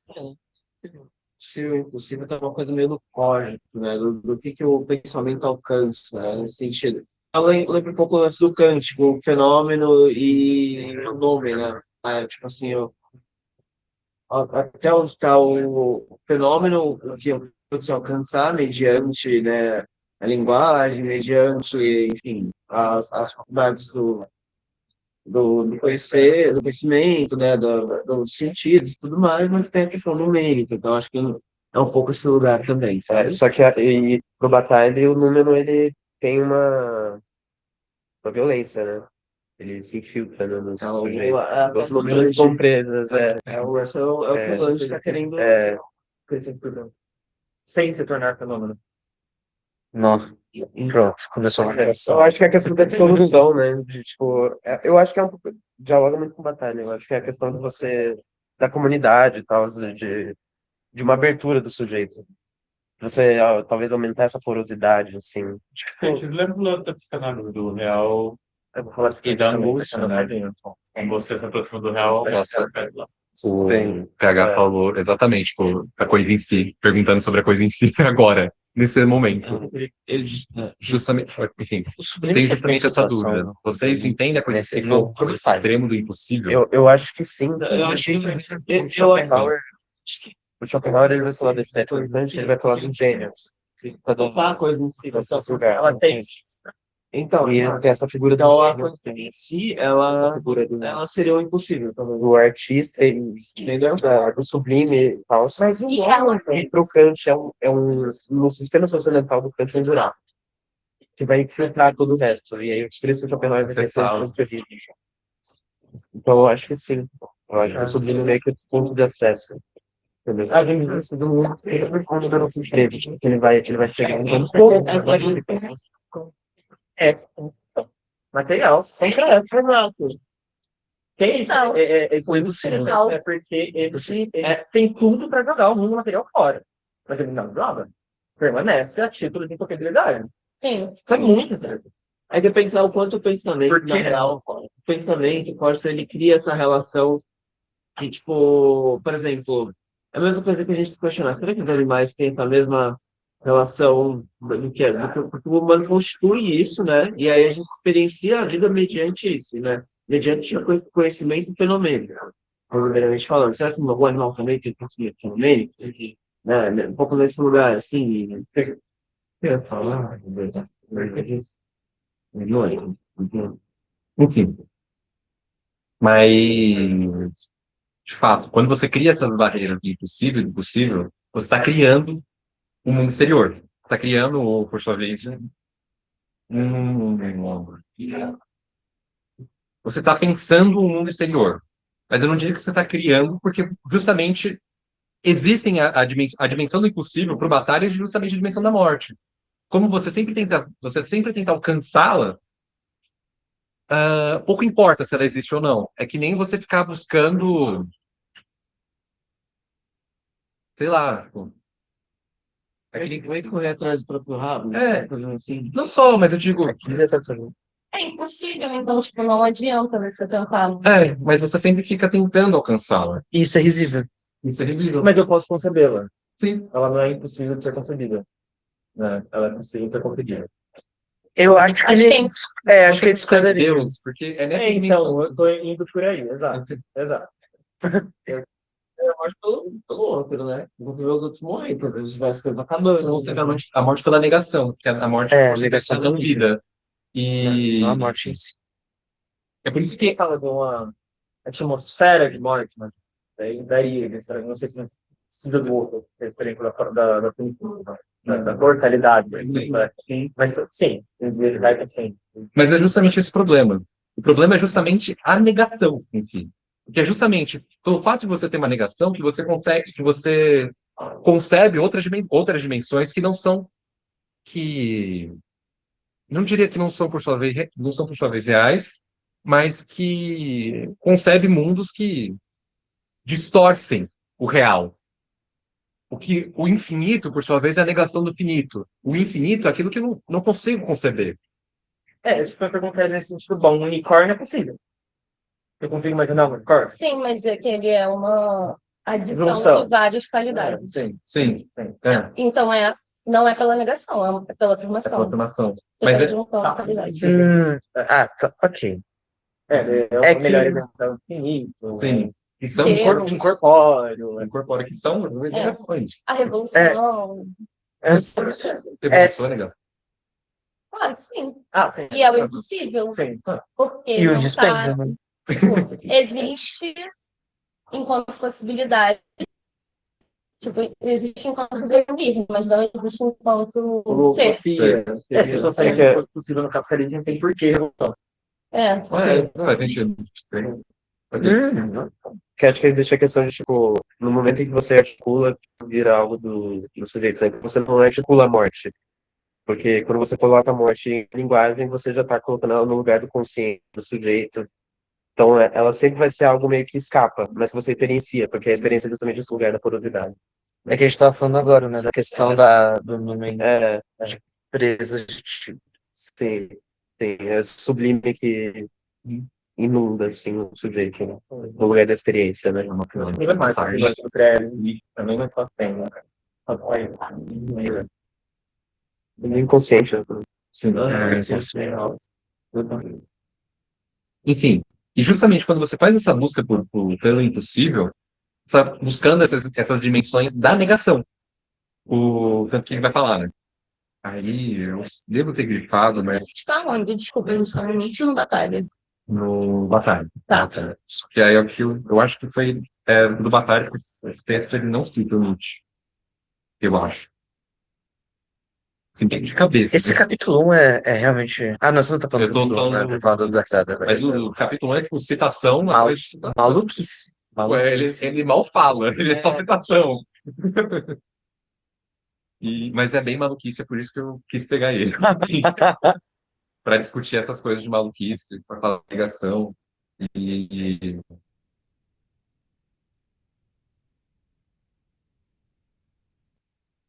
enfim, eu vou dar uma adiantada, porque acho que eu vou ter que cortar alguma coisa. Não, vou cortar. É cortado. É, É, eu também, mas eu desisti. enfim, é que se eu sair muito tarde daqui, eu chego 1 da manhã em casa. Enfim, mas, Não vai enfim. ver dinheiro assim. Só que, e aí que tá, Deus é esse ponto de vista de negação. Deus está morto. Como que a gente opera a partir disso? Morte também é parte dessa negação. Morte, por sua vez, como não vida. E, enfim, por sua vez, todo esse domínio do espiritual vai derivar desse êxtase da negação, desse êxtase religioso. E, enfim, o domínio que entra no domínio do impossível, como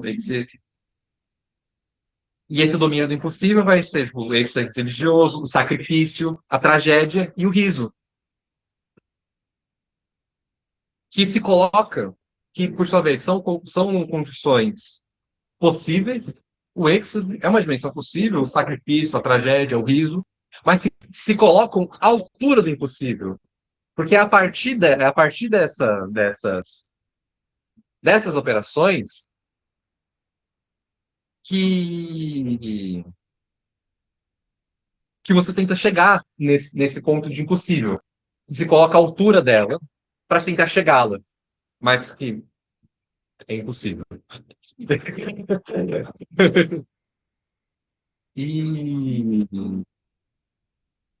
E, e, por sua vez, a salvação entra como possível, enfrentando a meta do impossível. Eu não vou me alongar muito nisso, porque, enfim, entre outras coisas. É,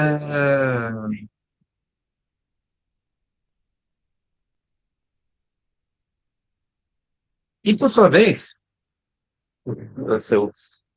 Desculpa, eu não ouvi, eu nem percebi. E astrologia. Ah, tá. Por isso que foi engraçado. Algo bem indiano, né? Fica...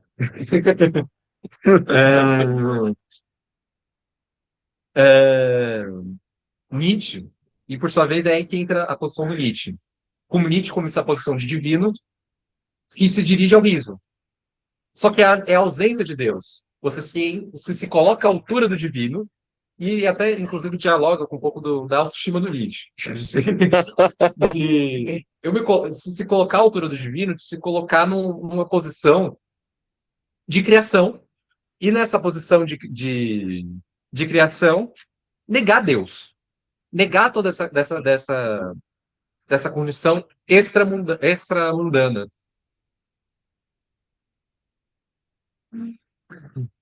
E, enfim, e aí que entra aquela famosa frase do Nietzsche, que eu acho que está no Ganhar Ciência, que é o homem que deixou de ser artista para se tornar uma obra de arte. O homem que se deixou de se tornar um mero, enfim, artefato de Deus para ser Obra de arte. para ser obra de arte, para ser propriamente Deus. E, enfim, ou na busca de tentar ser Deus, né? Eu acho que isso é mais um pouco. Que Deus, por sua vez, é negação, enfim.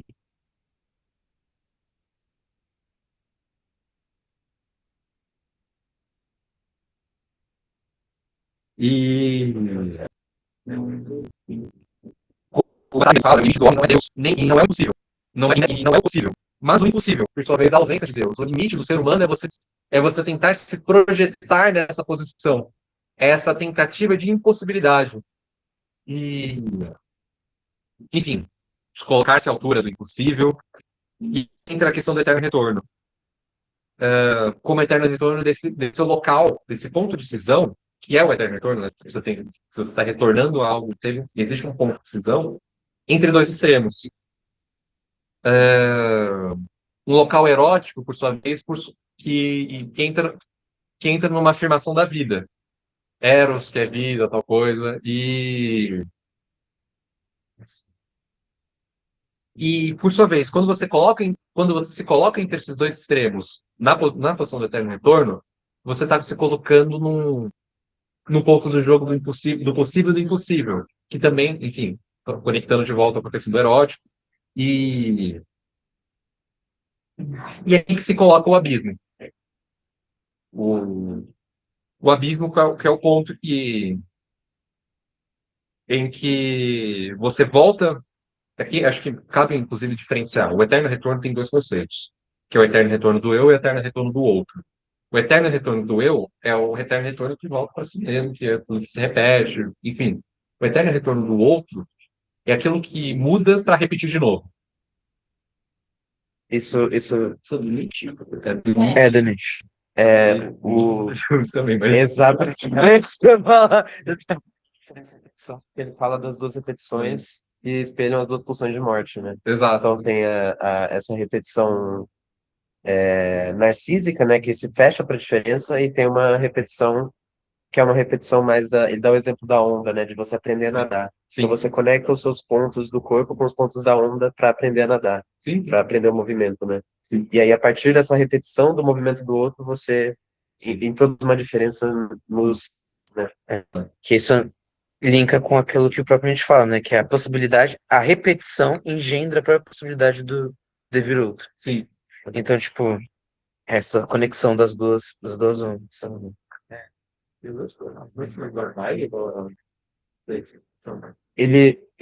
não sei da diferença de repetição, eu acho que não, mas Ele no Antifético, às vezes. No Sim. Antifético, alguns momentos.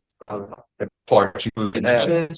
Mas ele critica um pouco o Bataille pela questão não é do dispêndio, da transgressão e da.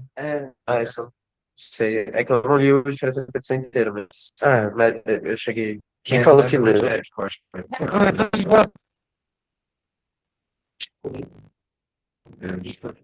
Do meu das vezes canibais, maldito metodista. Legal.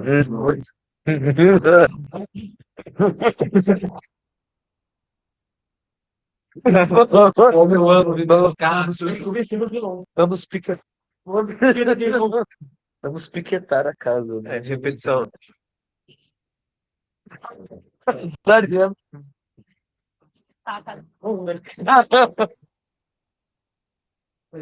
Enfim, Vixe, Esses problemas que os antropólogos resolveram. eu já guardo. inclusive, a gente caminhou pro final. Óbvio, né? Eu vi o Rondo jogar, falei pra casa. Já colocando esse problema para o final, acho que cabe eu vou fazer uma citação final e coloque essa questão do problema do abismo. Acho que dá um ponto final, pelo menos é para mim. A virtude da não. Aqui tem um parágrafo inteiro, eu estou todo cagado, enfim. Da não ilusão é de colocar a salvação antes e de não fazer dela o fim, mas o trampolim para o impossível. O eterno retorno abre o abismo, mas é a intimação a saltar, justamente como esse jogo, parênteses, esse jogo de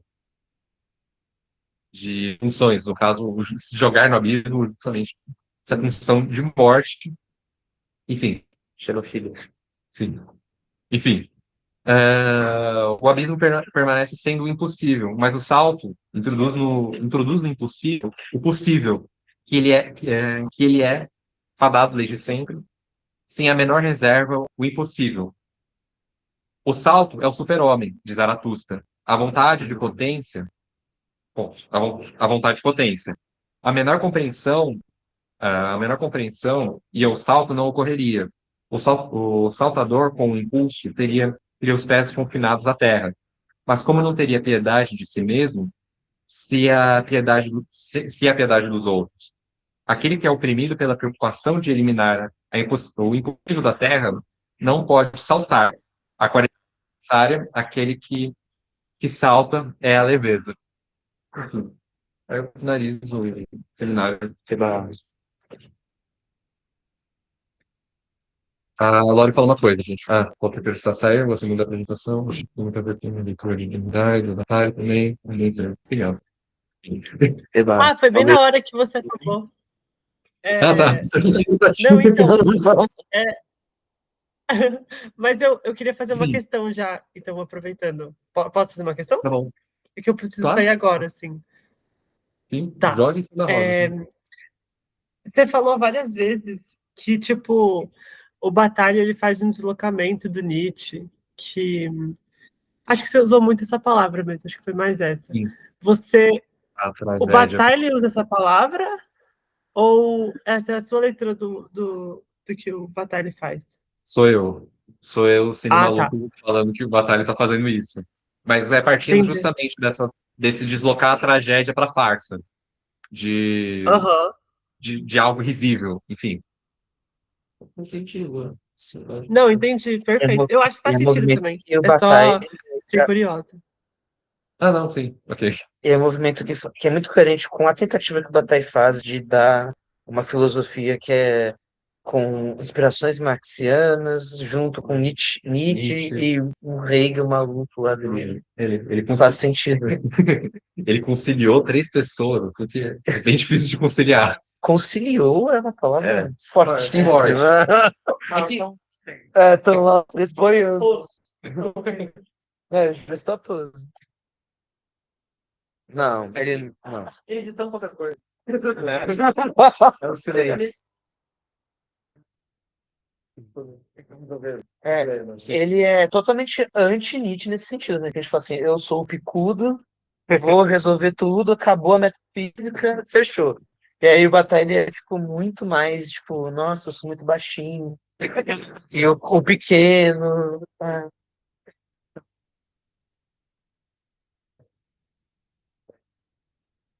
Mas eu uma matéria aqui, tem dele de Kant, mas ele falou ao introdutivo. Penso. Ele É, fala que o pimenta, ela entra. Ah, é. É. Caralho. Eu achei isso interessante, porque, de certa forma, a humildade do Bataille preserva, talvez, da metafísica entrar pela porta do fundo. Acha? Eu não acho que a metafísica está entrando pela porta do fundo. Eu acho que ele está muito bem ciente de onde ela está entrando. Na frente, no caso. É. Pode. Pensando atrás do Nietzsche, que ainda acreditamos na gramática. Então, tem praticamente É a palavra, da linguagem. Sujeito falante. Mas eu queria fazer uma questão também para a mesa, assim, de uma coisa que você disse que me chamou muita atenção. Eu queria saber, é mais sobre o Nietzsche, em certo aspecto. Eu queria saber um pouco como que Nietzsche, porque eu não sou um leitor de Nietzsche, não conheço Nietzsche, nunca li, nunca abri Nietzsche para ler. Desculpa. Uma coisa que você me chamou, enfim, antes de mais nada, parabéns, eu achei a participação muito boa, assim, como primeiro ministro eu achei até um pouco demais, assim, esperava menos, muito, muito parabéns, assim. Primeirista também. Achei muito interessante, assim, enfim, Obrigado. eu vou aqui ficar te elogiando, elogio tá feito. Um termo que você utilizou que me chamou muita atenção foi quando você estava falando do Nietzsche, na leitura do Bataille do Nietzsche, talvez, que eu vejo que talvez se pode ser junto no Bataille também, não sei, mas é essa ideia da natureza como organismo. Sim. E, claro, eu fui direto, quando você falou isso, para a questão da crítica do Kant. Porque, de certo aspecto, eu acho que sintetiza um pouco quando eu falo que eu sinto que o Bataille é um pouco dogmático. Eu falo que eu me lembro da terceira crítica do Kant, porque, de fato, a segunda parte dela é dedicada à experiência, ao juízo frente a um organismo, Uhum. como se dá a experiência do organismo. Uhum. Que ele vai chamar justamente de um juízo teleológico, Uhum. como exemplo do juízo reflexivo, mas não é puramente flexível, etc. Não vou aqui sintetizar a terceira crítica, vocês vão lá e ler. Porque eu também não sou um grande leitor de Kant, sei só umas coisas. O que, para mim, pareceu interessante, pensando no Kant, é que, justamente, a noção de organismo, ela é teleológica.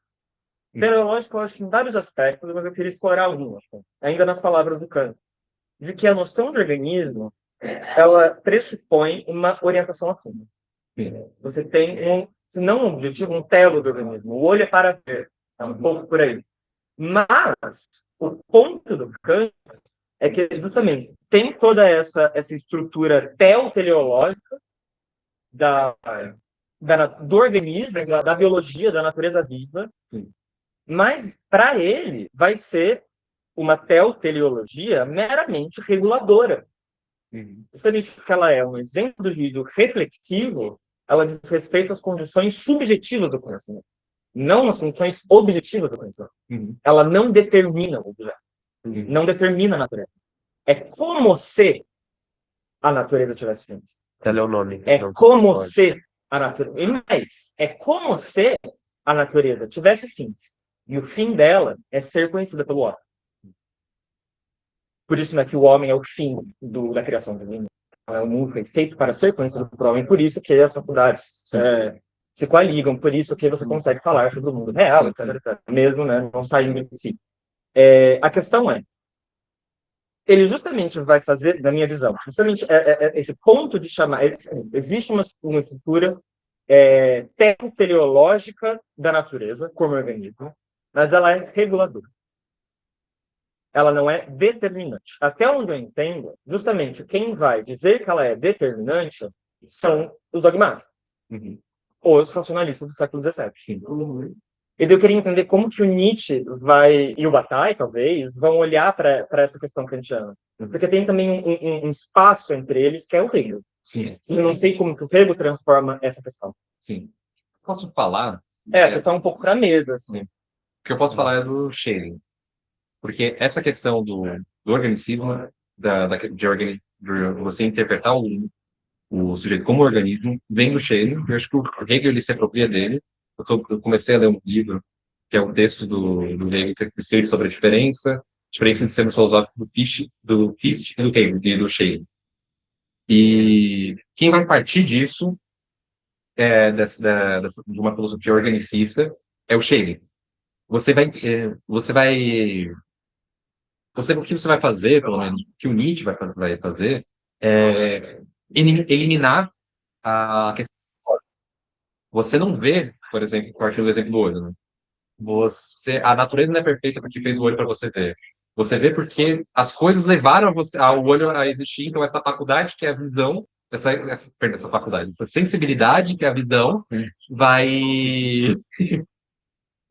ser criada a partir das como as coisas vão ser levadas. Se fossem levadas de outra forma, em que a gente não tivesse essa sensibilidade, seriam outras formas de sensibilidade. E, enfim, é isso que eu posso dizer pelo menos que ele parte do shading, mas... Não, entendi. Não, a questão era justamente essa, assim, porque, ficando no que eu entendi do Kant, assim, essa ideia de que o juízo, isso é um organismo, ele é um juízo especulativo. E ao ser um juízo especulativo, ele remete a uma unidade, uma totalidade, como vocês bem colocaram, que não é ela mesma orgânica, que é a síntese da percepção, no caso do Kant. Sim. E daí fica essa dúvida. Então, você falou, não é uma coluna organicista.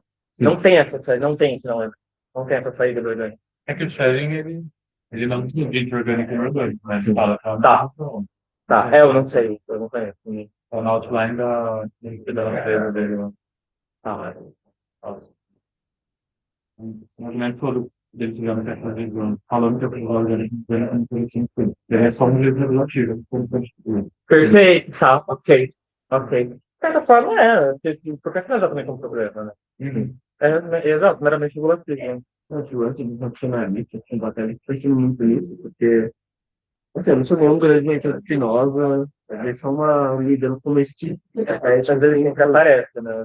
Então, remete muito coisa, porque no final tem a natureza, entendeu? Eu tô lendo um livro de um sobre Sartre, ele vai meio que dizer, o Sartre era praticamente um civilista, porque o que ele vai dizer é, contra essa ideia do Rousseau, né, de que a natureza do homem é boa, então você deve segui-la. Ele vai dizer, não, a natureza é má, então você deve segui-la, né? Resumidamente. E aí entra toda essa questão de que a morte, né, para o Sartre, a morte do outro, né, de você subjugar o outro, né, até a morte, é uma forma de você prestar contas com a natureza, porque a natureza mesmo já é contra essa ideia de procriação para crescimento populacional, sabe? Tem essa coisa de, tipo, de ter uma espécie que subjugue a outra. Então, por isso, o humano um tem que matar o outro, de fato, né? Então, isso me lembra um pouco até essa coisa de, tipo, que o Bacari fala, de que, tipo, a vida, né, ela se dá em mudança, então toda essa questão da procriação, de você manter o organismo vivo, me lembra muito assim, esse paralelo com o racionalismo, sabe, com a natureza. E parece que Deus é uma natureza aqui também, né? Porque Deus, a natureza é a continuidade. Então, lembra um pouco, né? E eu acho que isso se relaciona muito com o que o Bataille fala no erotismo, em que ele chega a falar que, meu Deus, esqueci, calma aí.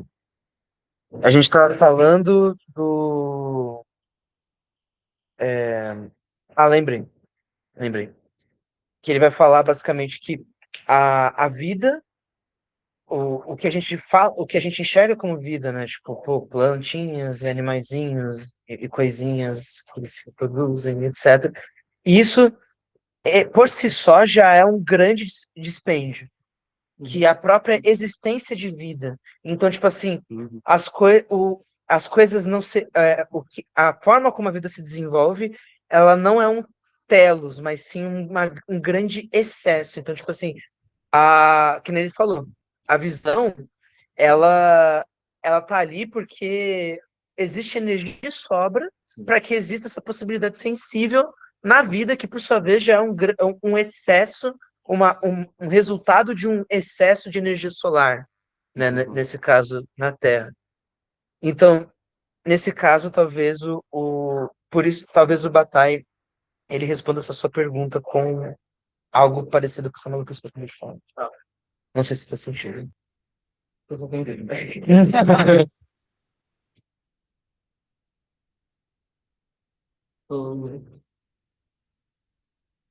Enfim, Mais alguma outra? acho que 8-4. 8-4. 8-4. Isso, então. Muito obrigado. Obrigado. Boa noite, gente. Boa noite a todos. Até.